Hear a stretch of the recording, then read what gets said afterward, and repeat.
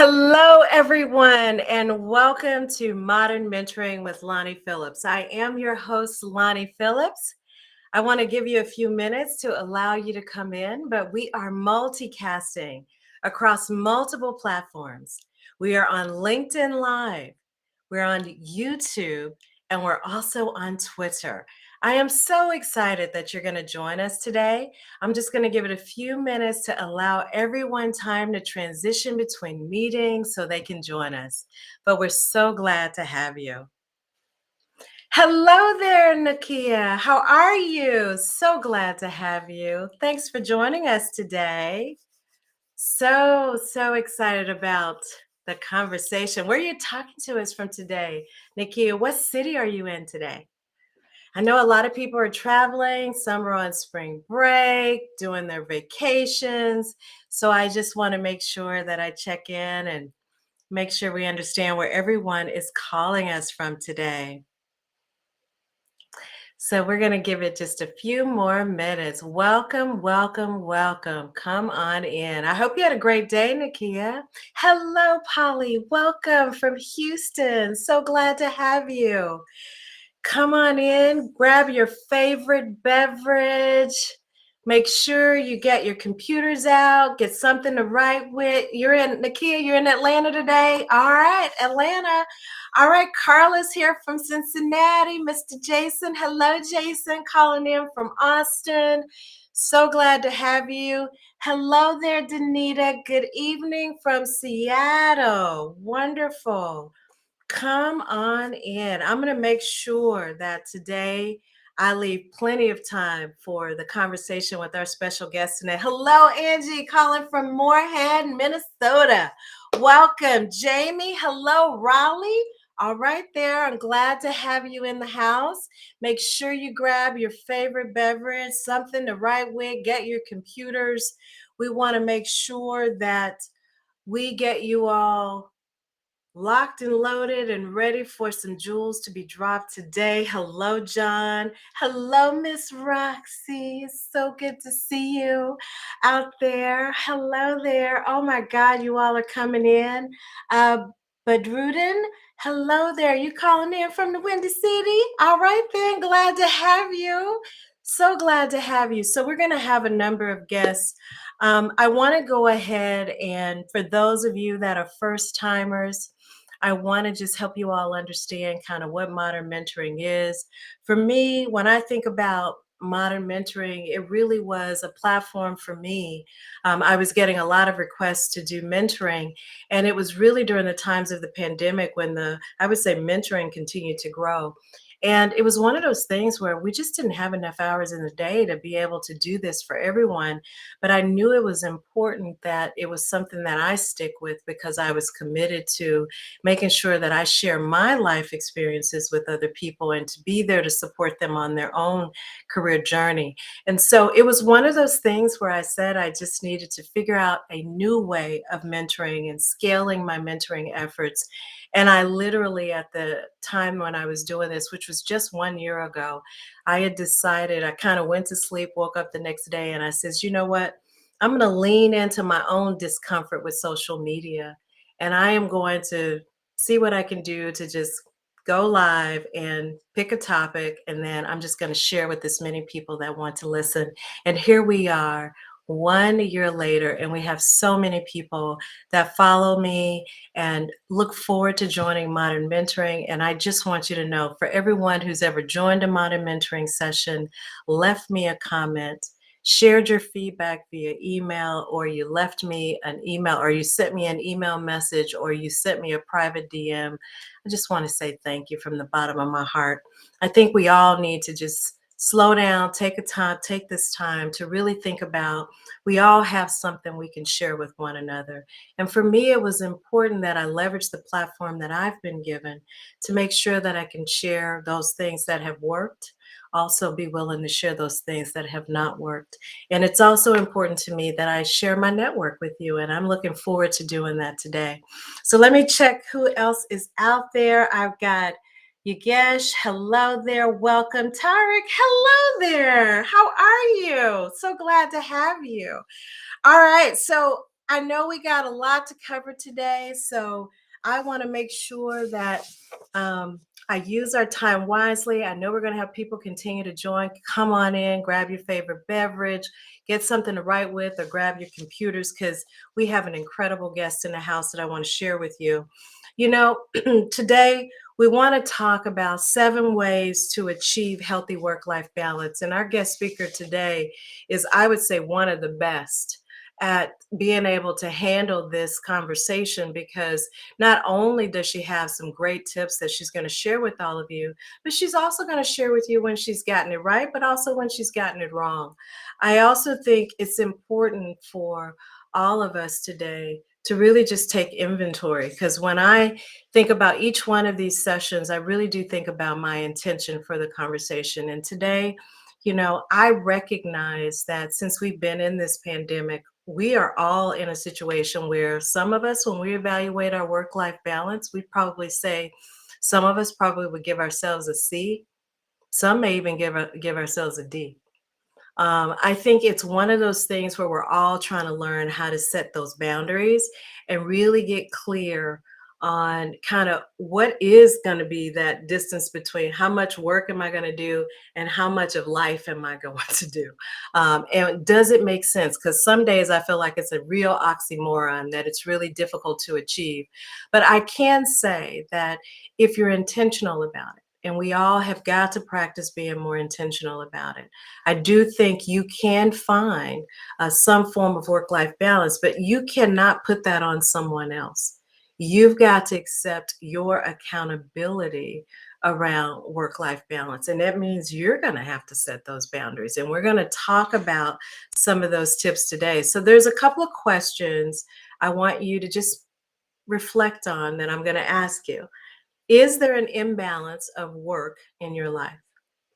Just ask yourself that question. How important is it for you to have a good work life balance? Have you been clear about what that looks like for you? All right.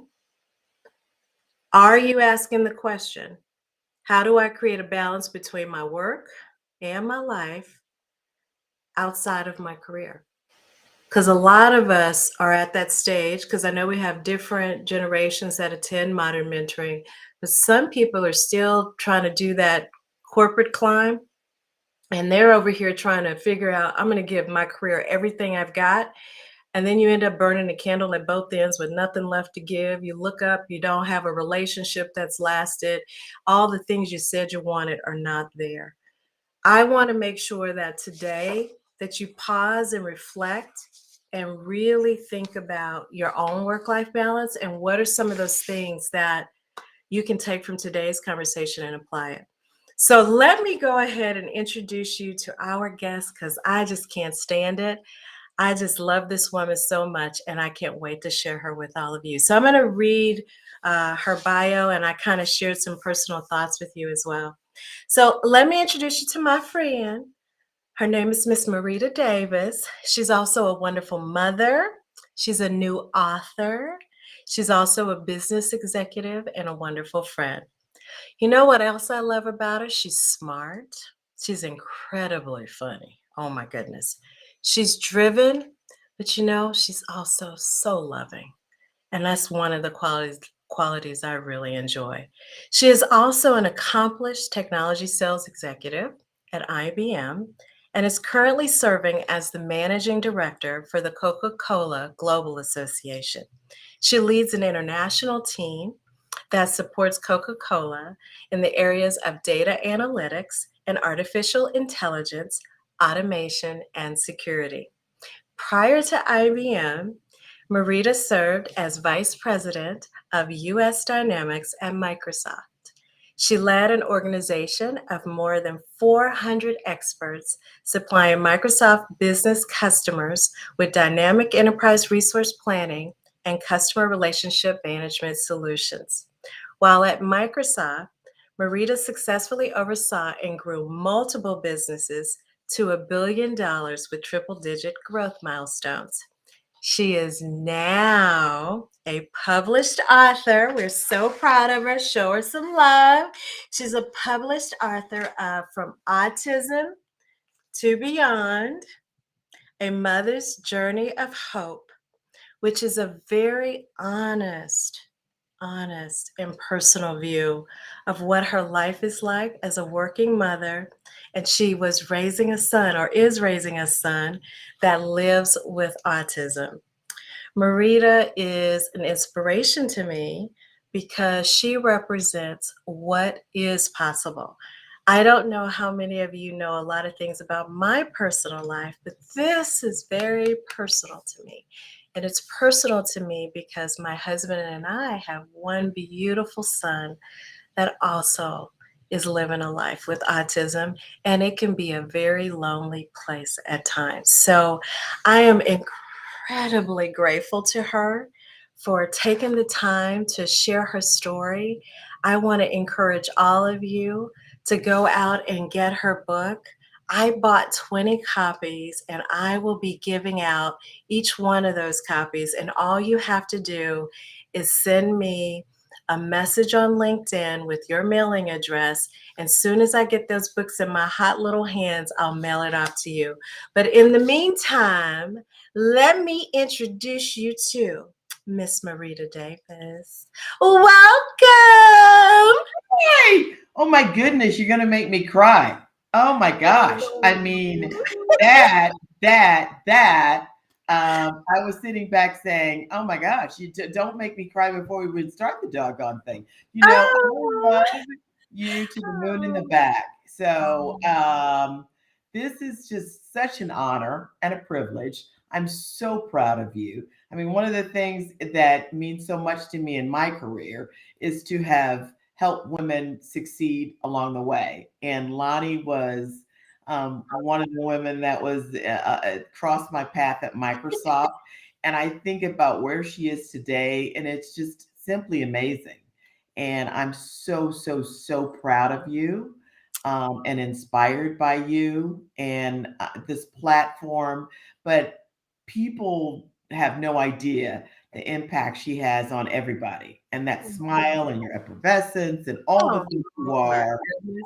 Um, you know, I You. pop into modern mentoring often, and Oh, so when she asked me to join, it was just such an honor. So I'm just thrilled to be here. oh, well, thank you for the kind words. The feeling is mutual. So, let's jump right in. I think a lot of people know the corporate persona as it relates to Marita, but they don't know much about you personally. So, why don't you help us understand a little bit about you personally? Wow, that's a big question. There are so many different facets of Merida. You know what? It is so funny that when I was growing up, people would say, "How do you solve a problem like Merida?" And I think they thought it was funny, but I wasn't quite sure. But now that I've gotten older in my life and my journey, Yeah. I've embraced it. Listen, I think that I learned early in my life, and I Mm, didn't necessarily know it was purposeful. It's about a journey, not a destination. yeah. I spent so much of my life focused on what did the destination look like that I really didn't enjoy the journey until now. I'm like, wow, when I look back, I've been a mother. I've been a corporate executive at one of the top technology companies in the world. I decided that I thought I was going to retire, and I actually called it rewiring. And then I came back again for more of the same. And I decided to write a book. I've been married. I've been divorced. Uh, um, I have had friends that I've had along the way and friends that I've had to shed along the way. I just feel like I'm a work in progress, and I just want to be the best person that my higher power, who I choose to call God, wants Mhm. me to be. So that's all I can say about who I am. You know what? And that's a powerful statement. And more than anything, I love the fact that you say I'm a work in progress because I think all of us are a work in progress, right? So, why don't we jump right on in? Because you've got some incredible tips. So, Oh, you do, you got 7 great tips. So, let's go ahead and kick off the first tip that you would share with everyone around driving that healthy work life balance. Yeah, so I think the first tip is all about creating goals. Hmm. And for me, what I learned, you talked about, things I got right, things I got wrong. Um, my whole focus has been so much on what are my goals for the team? What are the goals that I need to deliver to the company? How do I make sure that I impact SG&A? And really, I learned early that I needed to create a set of goals that were outside of where work was. Hmm. And one of the things that I needed to do was to focus in on working out, to focus in on my health and the, mental health, where I've got to start my day off really focused, really centered, um, via meditation and via exercise. That's important to me. But it were those moments where I said certain things were non-negotiable. I have been very clear with my great team that I have that says these are the hours that I work out. I can work till midnight, but in the morning, I got to have my time. I got to have my coffee time. I got to have my workout time. And I have to be able to start the day the right way, especially because I have the world. And if I don't do that for me, it's almost like a hamster on a wheel. You're running, but you don't know where you're going. So I think it's super important that people need to focus on what is their goal outside of work. Early on, when I had Tyler, my son who has autism, it was not just what did my day have to look like, it was how do I prepare, and then how do I prepare his day? Yes. Because I'm the brains of the operation. Right. And what is it going to look like? And if I wasn't grounded and have it written down, I couldn't execute. I love that. So let's capture, create. You've got to actually create and develop your own goals, right? Mhm. You have it at work, but you have it outside work. Couple of questions come to mind, and I want to make sure that our audience knows that this could be interactive. So if you have questions, put it in the chat. We will make sure we continue to monitor it. So that resonates with me because I'm also equally as goal oriented as you are. But you're right, we've got to have those goals outside work. Well, one of the things you said that I don't know that we all take advantage of it. And that is kind of what is that morning Mm. ritual that helps you get your day off to the right, off on the right start. And then I think there's also end of day rituals people have. Yes. How do they unwind? For you, it was all about your coffee time, it was all about your meditation time and your working out. So, did you block that time on your calendar? I heard you say you talked about it with your team, but you were intentional about that as I well? was very intentional. Okay. And I let them know up front. And, in the interviewing process, when I looked at jobs, I was up front.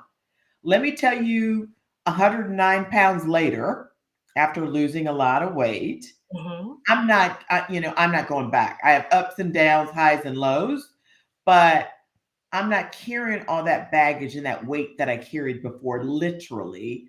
Hmm. Um, I have to do this for me. And when I don't, I become this kind of beast from the dark lagoon that you don't want to deal with. So you decide. You take Is me it? now, take me later. You gotta let me figure it out because I gotta get something worked out. So yeah. You gotta work out. I love that. I love that. So, what about that end of day? Did you start to establish a routine for yourself? Because I think some of us are, because we have the blurring of the lines, as you know, Mhm. working from home. A lot of people are doing email and follow up later in the day, and some people are, let's just be honest, falling asleep with their laptops in their laps. Mm. So, how do you think about unwinding during the day? So one of my uh, great folks that I had an opportunity early on in my career to have an opportunity to connect with is Ariana Huffington. And in Ariana Huffington's book, she talks about how important sleep is. And I remember when we were both speaking at a conference, and she talked about when she passed out, hit the concrete sidewalk, and almost died because she had not slept enough and how important sleep is. And so I refuse to have a mobile device in front of me that's work related 2 hours before I go to sleep. So I always need to know, what does my day look like? Am I starting at like 9? I'm very particular and I tell my assistant, girl, don't start me at 8 a.m. I can't do it. Okay. Probably 9:30, 10, and I'll walk all the way through with Japan until 10 o'clock. But you got to give me this time up front. So I need to know, what does my workday look like? Then I have to think through, for me, early on, was it packing lunches? Was it camp? Was there a special IEP or something? And then I always start with the same ritual that I close out with. And I just thank God for giving me the day. And I have to know in my mind, if tomorrow doesn't come, I want to thank him for the day that I had today. That's And right. so that was it. Staying in the space of gratitude, right? Excuse me. I always tell people, and people are surprised. So there's two things that I do to complement what you have spoken about. One, I always find something inspirational to start my day with. It could be a podcast. Mm, It could be reading something inspirational or listening to mm, some inspirational music, something that makes me dance or make me just feel like moving, but I need something that gives me energy. And the second thing I always do is I always find two individuals that have done something to impact my life, and it's random, it's so random, and I'll drop them a note yeah. because it's just something about putting good seeds in the world. So back to one more question about your goals, and then we'll transition to number two. On your goals, how often do you set them? Do you set them quarterly? Do you have like midway 6-month milestones? Or you do them annually? How do you think about it? Yeah, I mean, I think that some of the goals are, how have I performed based upon the goals? Got So it. how have I really been as far as managing myself, my life, and all the things that come in? I think I look at my life from a season perspective. And now Sure. I'm at the season where I'm like, it's time for me to think about, what does the next version of Merida look like? I did one. I Hmm. kind of did 1.5. What does two look like? Okay. And I find the two portion very interesting because I'm asking for contributors to that goal. And I think before, the goals were very focused. Now I'm saying, well, now I'm willing to open myself up, as I did with the book. What is your input on what the goals look like? I think about, am I really a person that says I can fully retire? I don't know. you know, I don't know that I can fully turn it off. And in the beginning, that really concerned me. What's wrong with me? But my goal is to say, I think I want to live in a couple of different places. And I think I want to do some stuff on boards, which I've started. And I think I want to write. And I think I want to blog. And I Yeah. continue to want to give back. Mhm. And what does that look like? And as I get older and older and older, which ones might be the ones that I decide to give up or not? I wish that I had, maybe, if I could speak to my younger self, Mhm. I wish that I had thought that one through Okay. a little bit more, because I feel like I figured it out on the fly. Sure, that's okay. That's the learning, right? And as you continue to evolve, it'll change, right? So Right. let's jump in and share tip number two. So, tip number two, I learned from probably got to be one of the all time best bosses that I ever had, a guy by the name of Jeff Nyheim, who was an executive at Microsoft. And I learned, from him, he would always say to me, write things down. When you're in a meeting, you need to do more with notes, because I would take things and I write bits and pieces, but I think he taught me how to really write things down and to visually see the activity, Mm. whether you're calling on a client, whether you're thinking about, what does my next business development effort look like? what I just described. What does retirement rewiring look like? Mhm. Write it down and review it over and over again and have clarity on the activities that will support what's going to get there. You know, in my mind, write things down in the beginning was just take copious notes and then repeat them. Rinse, repeat, and replay. Make the Mhm. donuts. Writing things down in his world was different. And I'm super inspired by him because he's now the itinerant adjacent executive for DePaul School of Sales Leadership. Yeah, I mean, when I think about where he was and how he helped so many of us develop and yeah, where he is now, yeah. it's like I don't know whether he wrote all that down, but I'm amazed by that. And I'm gonna believe that he wrote it down. And I'm just gonna always be in awe of him. And so he knew what he wanted to do because he wrote it down. And even Mhm. Tupac, Jay-Z, all of them talk about they visualized where they wanted to be and they wrote it down. So There's power in that one, Marita, don't you think? I mean, I understand where you started in terms of just get it out of your head and write it down and take notes and all that. But I really think there's power in it. Now, today, not everybody is all into the handwritten piece. They might do it on their computer. But mhm, at the end of the day, isn't it all about just getting those things you say you want, mm, write them down? mhm, And really began to think about, okay, what is it that I want? All right. How do I go about accomplishing those mhm, things? mhm. Right.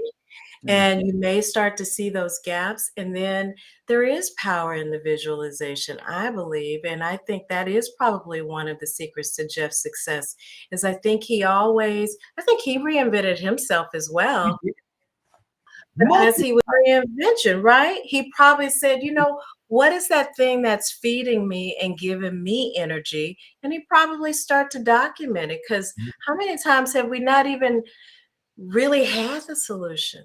Mm, mhm. But you said, I think I'd like to write a book, but you don't really think about how to write the book or what you want to Exactly. write the book on.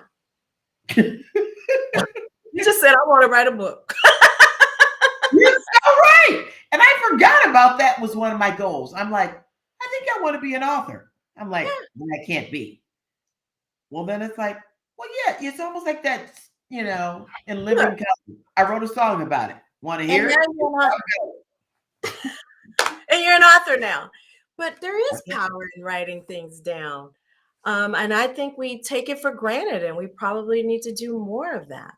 Yeah. And there's power in that visualization as well. So, all right, let's go to tip number 3.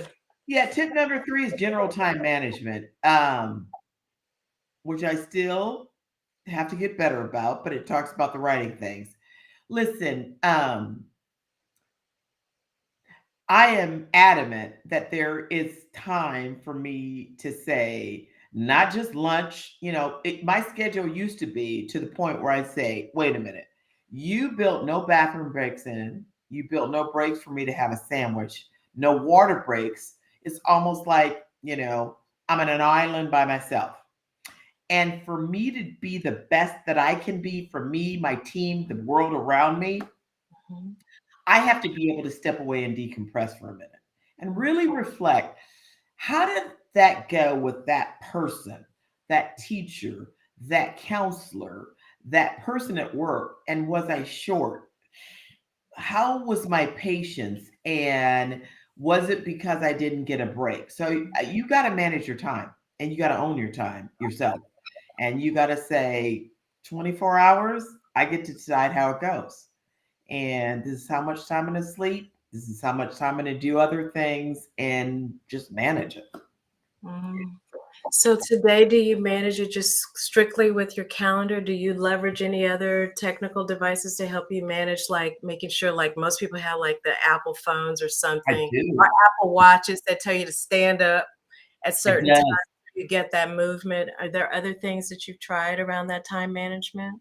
I do. I very much do the whole. I have a Samsung watch, just because you know. When I was at Microsoft, they were the dark side, so I don't do Apple, but that's good. Everybody can do Apple. Um, it helps me understand how many steps I need to take and what I Mhm, need to do. mhm, But there are just non-negotiables: mhm, morning, lunch, and I try to manage the evenings. But I use technology mostly. But if my goals are right and I know what I have to accomplish in a day,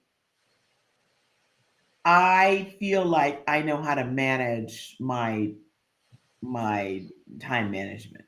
And mhm. mhm.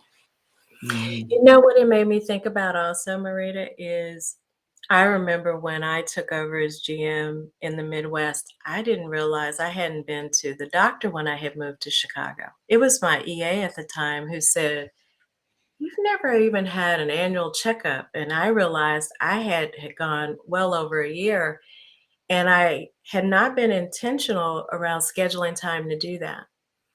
And then Mhm. another area that I realized, and Jeff Nyheim is very influential in my early thinking around scheduling vacation time. Yeah. Many of us have just gone so hard during the year and we look up and we have all of this unused vacation Mhm. that we haven't used because we just haven't time management, scheduling things out, we just haven't done it.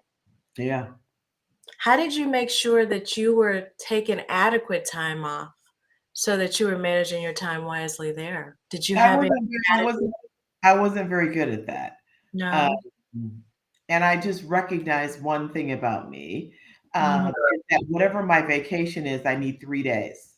It Mm. takes me 2 or 3 days so that I can really unplug and begin to get it. I'm not one of those people that are like, "Well, the minute you're on the plane, I'm good." It takes me a minute. So I have to do before and after care time. Yeah. Um, and I'm much better at knowing I need short bursts of energies. Some Mhm. people can take 2 weeks, 3 weeks, and they're good. I have to have short bursts in order to be able to handle it. Now, I know now, but again, like I said, if I could talk to my younger me, I would have probably spent more time focused in on or thought through what makes me tick. But my life was so much about work and the family that I never thought about me or Mhm. anybody else. Yeah. Mhm. Well, one tip somebody shared with me that I hope helps the guests is they said when it comes to vacation time and scheduling time out with your friends, do it annually. Go ahead and block the windows you want to go and do things on your calendar. So when you're talking to your friends to have, you want to have a boys' night Mm, out or a mm. boys' weekend or a girls' weekend, you already have those dates pre planned. Family vacation time so that you plan it out for the year. So I tried that one year. I will tell you it was so helpful, but you have to stay consistent. I didn't stay consistent, you You do know? have to stay consistent. And one of your followers, Jason Roper, talked about, how about, feeling like you're missing out. Yeah. For me, I don't know that I ever feel like I was missing out on life. I did feel like I might have been missing out at work. And for whatever reason, I'm not sure that I had the confidence to say this thing's gonna keep going without me until a good friend of mine that worked at Microsoft passed unexpectedly. And I remember they lowered the flags half mast for him. And I kept thinking, it was probably 3 days later, I don't know, it was a week later, I don't know, that they announced his replacement. And I just kept saying to myself, Marita, I think they're gonna acknowledge, maybe they'll acknowledge your existence, but the machine's gonna keep going. And so what did you feel like you missed? Or what do you feel like they can't do without you? Mhm. Um, to say you're going to sacrifice everything, and was it really worth it? So great question, Jason. And yeah, that whole missing out piece. You Now gotta I'm gotta like, go. hey, I'm good. It took me a minute. It took you a minute. Yeah, it's like, yeah, they'll let me know what I miss when I get back. All right, so let's move on to tip number What tip are we on? 4. Oh, me time. Well, I talked about me time. We can kind of breeze through this. I got to work out. Yep, you do I all have of to I like meditation. I know, like Allie's out there. I love Allie. Belinda's, she's like, an amazing woman that I met at Microsoft, and now she's like the guru. And it took me forever, but finally, because of her, I was like, okay, let me try this hot yoga stuff. Okay. Mm. Let me see how this works. Once I got my hair straight, Allie, I was okay. Because in the beginning, it was like, girl, I can't be here clowning with this hot yoga. But I did it. And I was like, I like this. Now, Allie's going to have to come to Atlanta to help me with all the different poses. I'm Yes, not a Pilates girl, yes. but there is something to be said with being focused on the oneness of who you are. Mhm. And, I'd love to be able to get to the Zen position she's in because she's like the poses I see and how she talks about all the things that she does. It's amazing. But, she was one of the folks that talked to me about stretching, Yes. going through the airports and all this movement. And I was just kind of like, I'm almost 6 feet. At least I was at the time. And I'm getting back there. But I was kind of hunched over like Oh, you know. Um, and I think those things are so important for you. mhm. Um, but you got to do fitness, but you also have to do that moment where you do more than just fitness, because one of the things that my doctor said to me is it's great you work out, but your range of motion is really bad. And I think my Mm. range of motion was very bad because I didn't do yoga and Pilates. So anyway, my alley girl, she's got a comment out there. That's you So see her here first, then fitness. yeah, yeah, Hair first, then fitness. I love it. I love yeah. it. Mhm, So, mhm. did you? I would love for us to pause for a second on the me time and talk about any. I know you've had a few wake up calls in your life. Do you want to share one of them so that it can really hit home with people around the importance of making sure they prioritize themselves?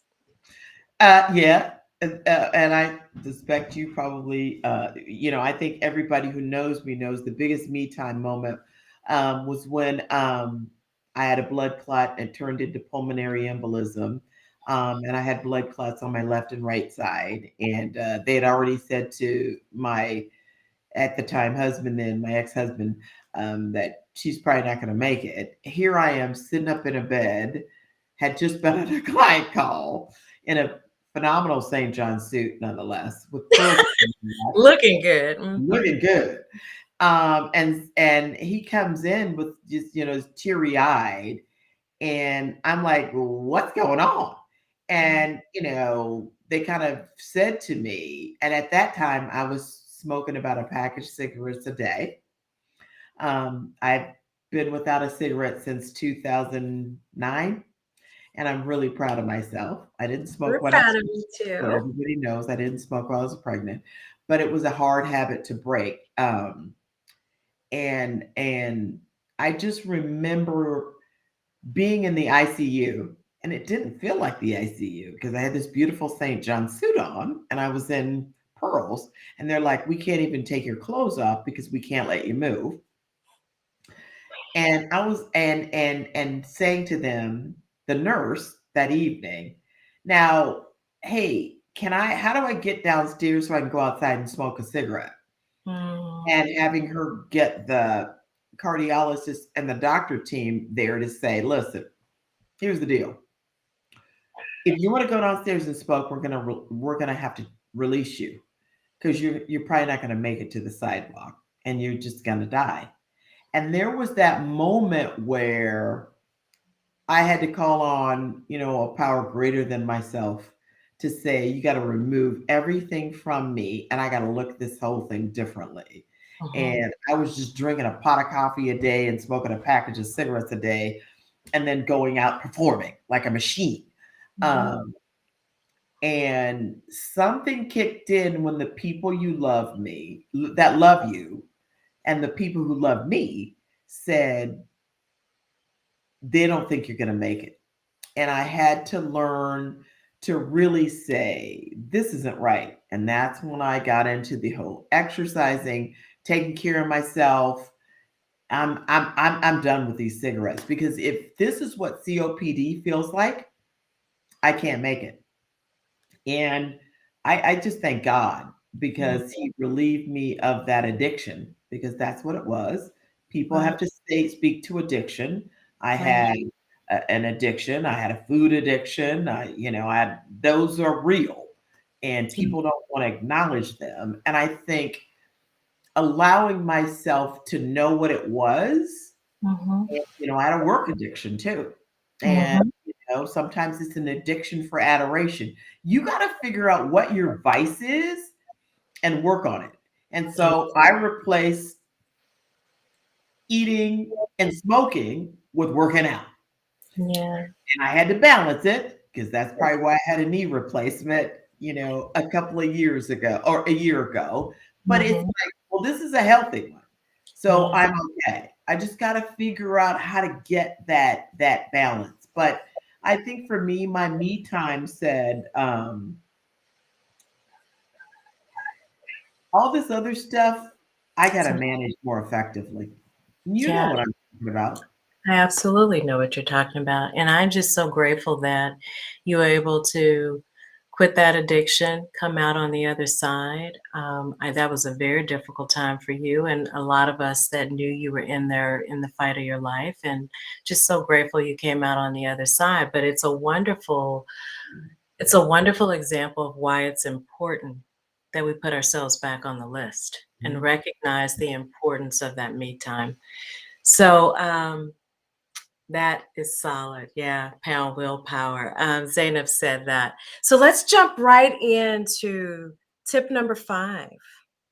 So, tip number 5 is being social. Now, I struggled with that, and I don't mean online because Mhm. listen, when I'm on Facebook, any given Sunday, I might put something up, and people are like, "What, girl? What's wrong with you?" And I'm like, "I felt some kind of way, and I needed to say it." Okay, or sometimes it's like a different thing. I don't know. I might show up on Facebook a certain way. LinkedIn, I typically try to show up consistent. Like, I'm politically correct on LinkedIn. Okay, got it. But for me, having a son with autism and feeling very, very alone, um, I don't know that I talked to my friends enough about what I was going through. And I didn't get out enough to have fun. I went out to I hate to say it, represent, because what I showed up with wasn't really what I felt like inside. Mhm. And I think it's important early on to show up with how you feel inside with a certain cocoon of people that you can count on. And that's your Mm, village. that's your village. That village is powerful. Being Mhm, social, talking to your friends, make time for your friends. I know mhm, it's an area I struggle in. I have got to do a better job of staying connected to them. Because the last thing you want is to only reach out to your friends when you need something, right? mhm. You wanna just stay plugged into them, stay up on what's going on with them, allow them to plug into you and support you, so when something does happen, we'll be there for each other, right? It's an area I continue to work on, so I just really, I understand the importance of that one, and with social media and technology, I think it's all become a blur, but I think the most important thing is just stay connected and be social. Right, right. Yeah, Yeah, yeah. Yeah. So Brenda says, so glad you chose to become healthy and are still here and still inspiring others. Isn't that sweet? Thank All right. you. So That's thank my sorority sister. Yeah. Love Hello, Brenda. you. All right. So what is tip number 6? Managing your workload. Mhm. Wow. Um, oh wow. Now that, I didn't do well there. Okay. Okay. And I can say I didn't do well there because um,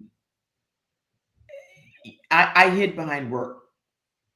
I was in a um, emotionally abusive marriage, and I had 2 kids with special needs, and I got up every day, and for lack of a better term, I put on a mask Sure. because I needed to go out to the outside world and represent this thing, this brand.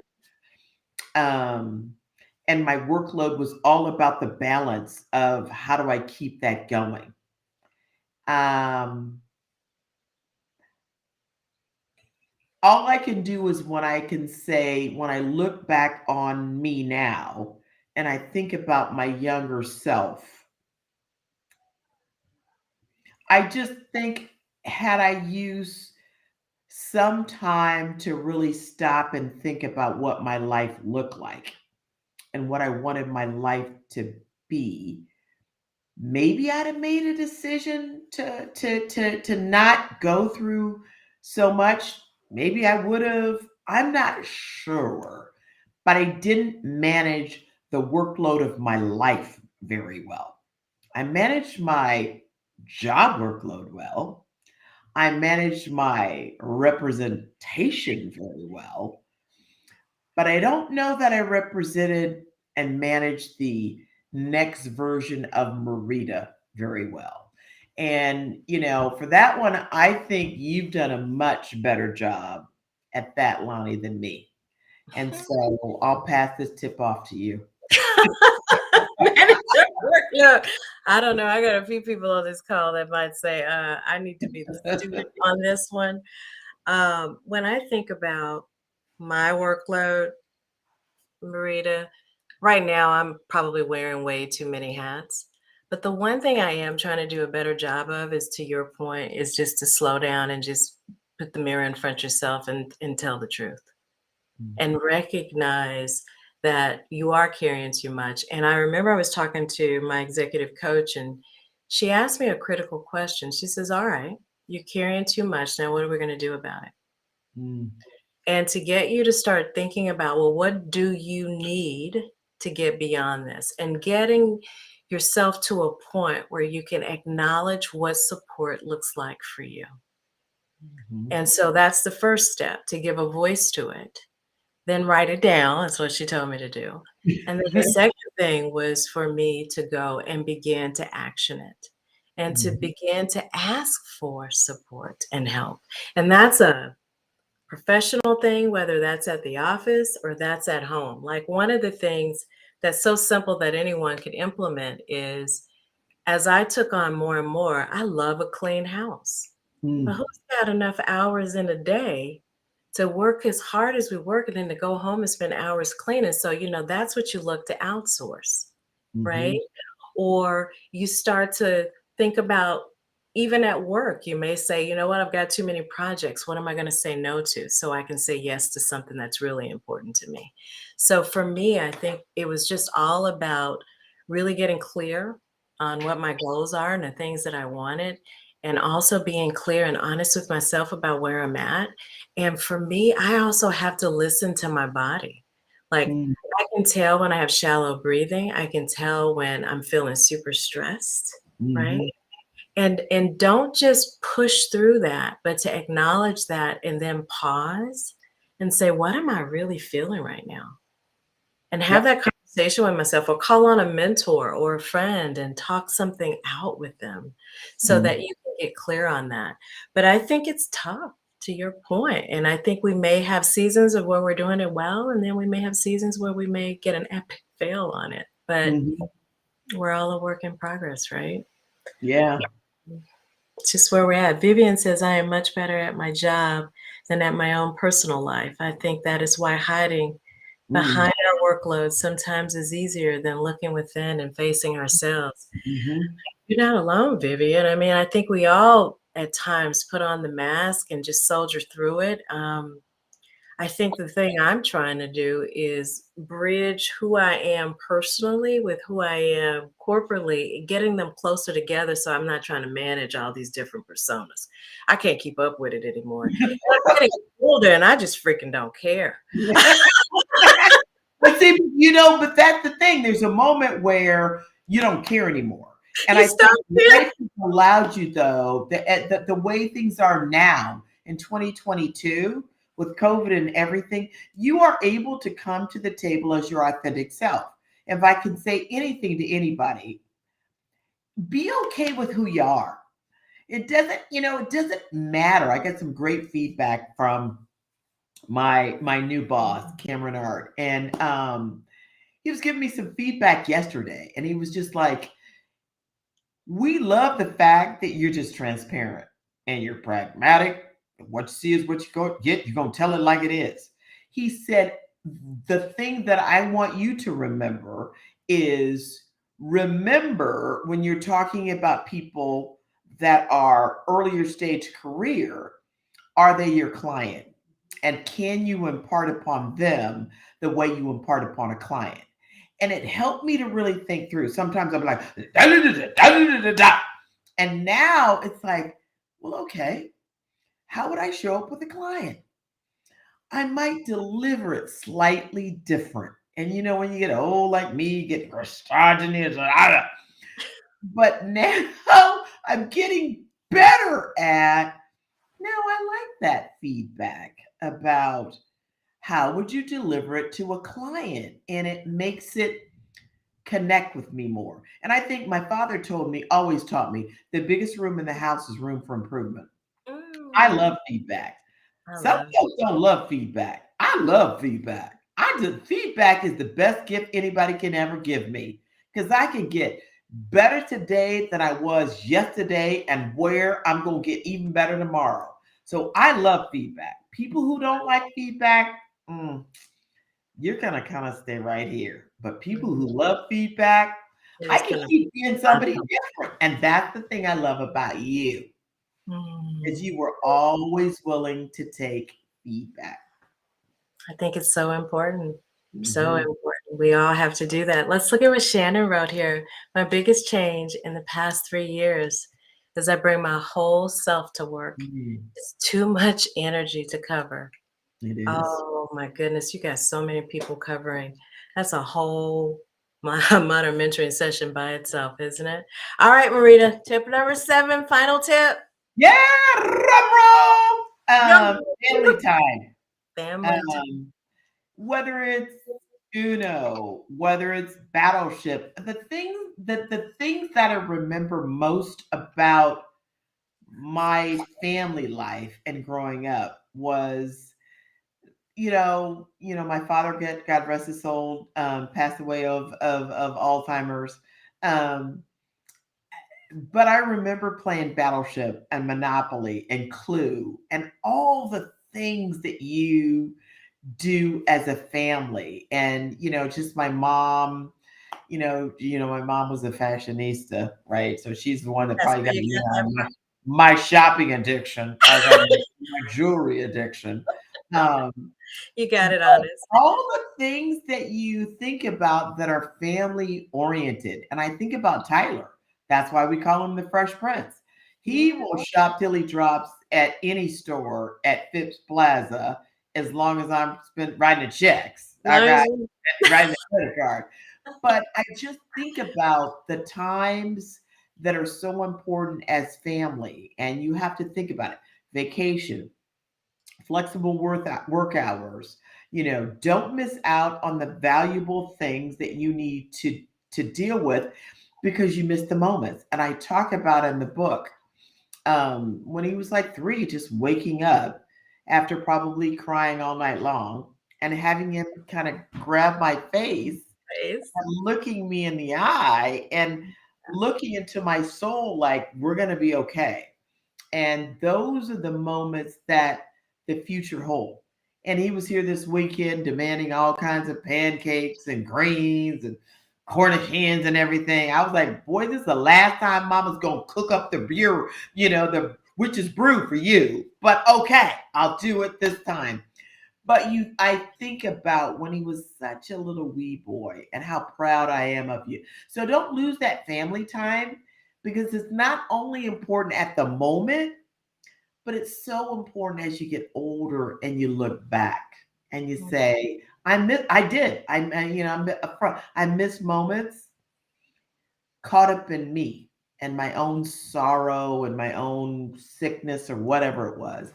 And I am happy and I had a great life, but if I could capture even more moments, I would. So I want to tell the younger version of me, take more me time. Take more me time, spend more time with your family, whether you have kids or not, just those people that are in your lives, right? That you consider your family, your tribe. Spend that quality time with them making memories, right? Yeah. Because you'll really need that as you continue to grow old. You'll reflect on that quite a bit, and that's all you'll have. And then once they're no longer with you anymore, your memories are the only thing you have to hold on to. Yeah. Yeah. So let's talk a little bit about this wonderful book. I started telling you what it meant to me.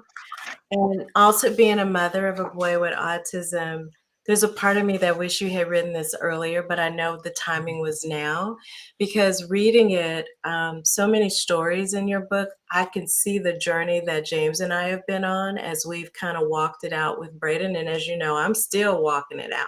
Mhm. Um, but what do you want people to know about this passion project of yours that finally came to life? I mean, the first thing is I do wish I had written it sooner, but I just, there was never enough time, never enough moments. So do things today because you don't know what the impact is. I think that I struggled a lot about having to be really upfront about who everything was. I think it's a story about hope. Whether you know somebody on the spectrum or not, this journey is just about, the journey I walked as a mother. And a Yeah, mother bear can be a wide variety of things. You don't have to have somebody with special needs or not, but it just talks about hope, faith, and love. And love is the greatest of all. I hope that during Autism Acceptance Month, because we're past awareness, right. um, that you guys will do something for the local autism society. I, pretty much have donated all the proceeds to the Autism Society in Georgia because it's just, this is what I had to get out. And I hope you guys will go to Amazon, click on my name, or click on From Autism to Beyond, A Mother's Journey. You can get it on barnesandnoble.com, get it on Nook, Kindle, but the hard copy, the paperback is better because it's got all the references in it. So I hope you enjoy it. I mean, that's what I want to say. Yes, I read the book. I tell everyone she is very honest in this book. I also felt like she was very vulnerable in this book. And to me, it was the vulnerability that spoke to me because you get to those silent thoughts that people have when they start to feel hopeless at times and they're looking for a way out. And I love all of the stories that you shared throughout the book that just kind of are just evidence of keep going, just keep going. And I love even the stories of like to share. I love the one with the hands with Tyler. Do you know Braden does me the same way? If Braden is upset, Braden will grab you with both. And this is no joke. He will put both of his hands on your face and make you watch him cry. Yeah. You watch him cry. Like if I'm gonna hurt, you're gonna hurt right there with me. I can so relate to that because I live with that every day. But Mhm. I just want to just encourage everyone: go out, get this book on Amazon. I'm telling you, whether you know someone with Amazon or, excuse me, with autism or not, I think it's a book, like Marita said, of about hope, and it's about faith, hope, and love. I think everyone can find a story in here that they could relate to. I did buy 20 copies. I plan to give away all 20 copies. So if you know someone who needs it, or if you want it, please just send me a LinkedIn mail. Give me your name and address. And soon as I get my copies in my hand, I will mail them out to you. But I do want to encourage everyone to go out and support Marita's book. I'm just so proud of her for completing her first book. This will be a first of many. The Yeah, first. well, first of it, two. I only have two left in me. You One's only got all about corporate America. Yeah. Okay. All right. I love it. All right. So before I let everyone go, you got to go through the 7 tips for everyone. So let's go through the 7 tips one more time. Okay. The first one is create goals.